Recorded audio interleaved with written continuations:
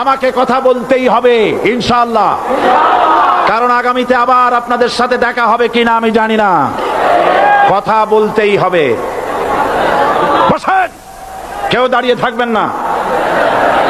আমি দেখতে পাচ্ছি বাংলাদেশের ভাগ্য আকাশে উত্তর গগনে কালো মেঘ জমা হয়েছে, ঝড়ের পূর্বাভাস লক্ষ্য করছি।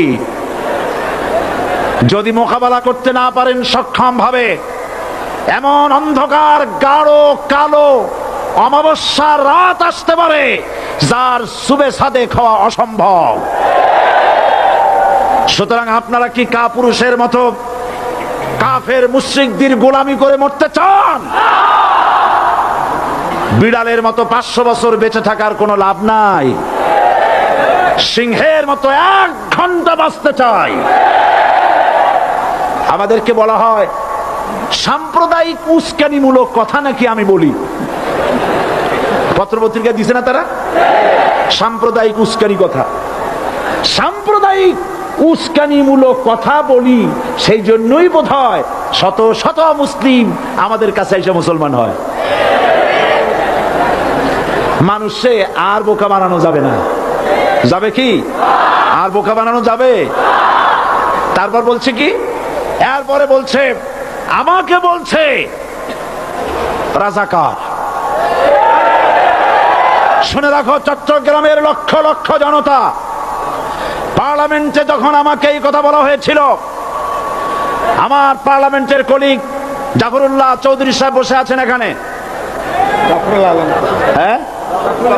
জাফরুল ইসলাম চৌধুরী বসে আছেন পাশে, প্রধানমন্ত্রী সুদ্ধা, অন্তত 3 শতাধিক পার্লামেন্টের সম্মানিত সদস্যরা সেদিন বসা।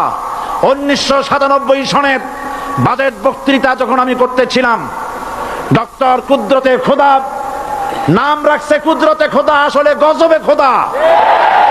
এই লোকটি নাস্তিক, ইসলামের চূড়ান্ত দুশমন।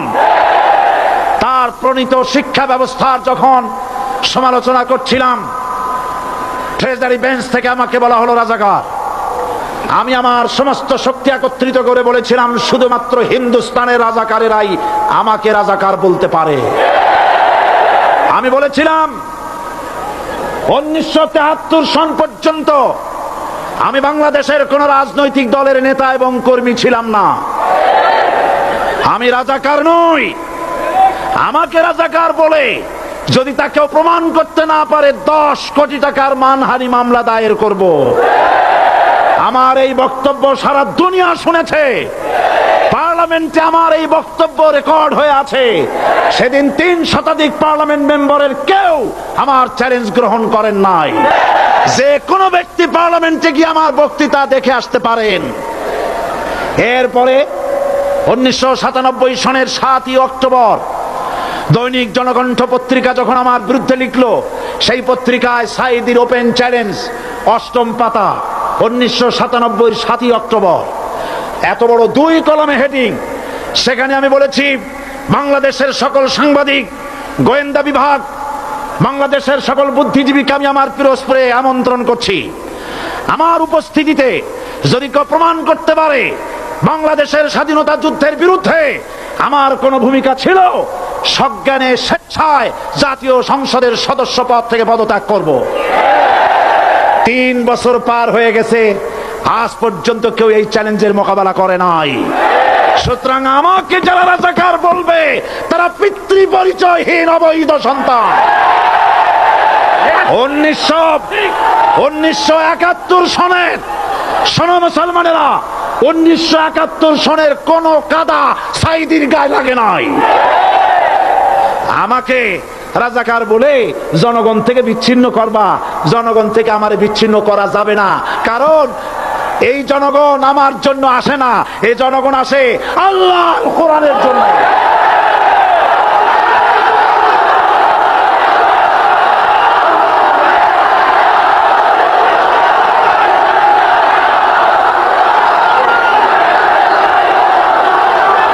আজকে আর যারা ইসলামের কথা বলে, যারা ইসলামের কথা বলে, তারাই রাজাকার, তারাই মৌলবাদী। মৌলবাদী বললে আমরা অসন্তুষ্ট হই না, কারণ মৌলবাদী শব্দটা আসছে মূল থেকে। মৌল শব্দ এসেছে মূল থেকে, মূলবাদী তার মানে যারা মূলে আছে। মূল হলো কোরআন, মূল হলো হাদিস, মূল হলেন আল্লাহ, মূল হলেন আল্লাহ রসুল। আমরা আছি মূলে। এখন বলেন তো মূলের শক্তি বেশি না আগার শক্তি বেশি? আমাদের যারা মৌলবাদী বলে ওরা হলো আগাবাদী। মূলে আছে কত কোটি? 12 কোটি। মূলে আছে কত কোটি? আর আমাদের যারা মৌলবাদী বলে ওই থাকো গাছের আগায়, আমরা মূলে। লাভালাভি বেশি করবা না, 12 কোটিতে গাছের গোড়া আসতে নানা দেবে, মামু বাড়ি দিল্লি গিয়ে পড়বা, বাংলার জমিনে জায়গা হবে না। এ কথা বিশ্বাস করো। বাংলাদেশের মুসলমানদের শরীরে এক বিন্দু রক্ত থাকতে শয়তানের তৈরি করা ধর্ম নিরপেক্ষ মতবাদ বাংলার জমিনে কায়েম হতে দেওয়া হবে না, হবে না।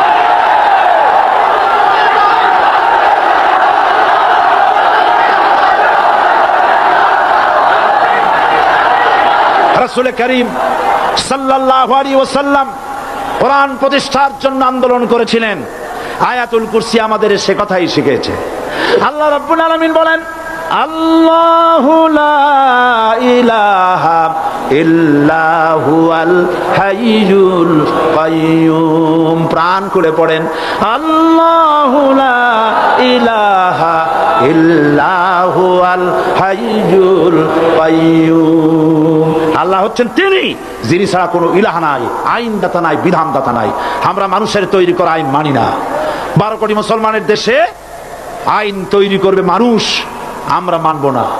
পার্লামেন্টে তৈরি হতে হবে কোরআন দিয়ে, পার্লামেন্টে আইন তৈরি হতে হবে কোরআন দিয়ে।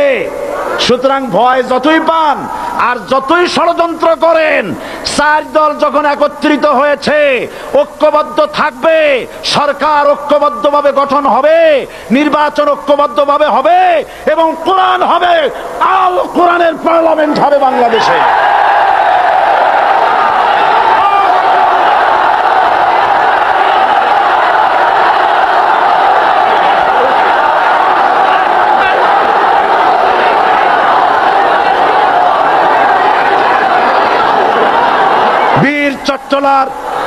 বীর চট্টলার মুসলমানেরা, বীর চট্টলার মুসলমানেরা স্বাধীনতার ঘোষণা এই চট্টগ্রাম থেকে স্বাধীনতার মহান ঘোষক প্রেসিডেন্ট জিয়াউর রহমান সাহেব দিয়েছিলেন।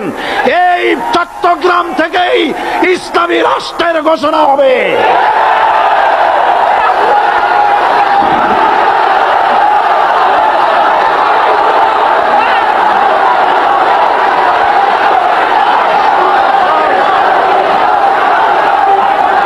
আশাবাদী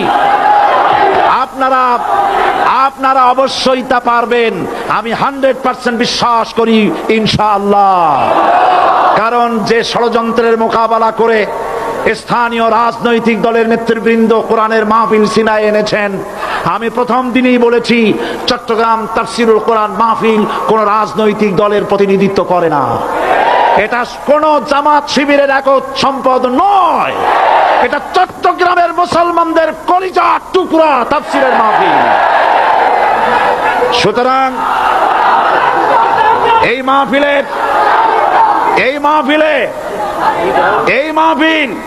চট্টগ্রামে থাকবে ইনশাআল্লাহ কিয়ামত পর্যন্ত। 144 ধারা 288 হয়ে গেছে, ষড়যন্ত্র পায় পায় চলে গেছে। আমি ওই সব ছেলেদের বলি, সরকারি দলের ছাত্র হইয়া মুসলমানদের বিপক্ষে যাইও না। দর্শক ধৈর্য সহকারে সম্পূর্ণ ওয়াজটি শুনেছেন। ওয়াজটি আপনার কাছে কেমন লাগলো অবশ্যই জানাবেন। দেলোয়ার হোসেন সাঈদী কিন্তু আমাদের মাঝে নাই, তিনি না থাকে আপনার বিরুদ্ধে কেমন বৃদ্ধি করেছেন অবশ্যই জানাবেন।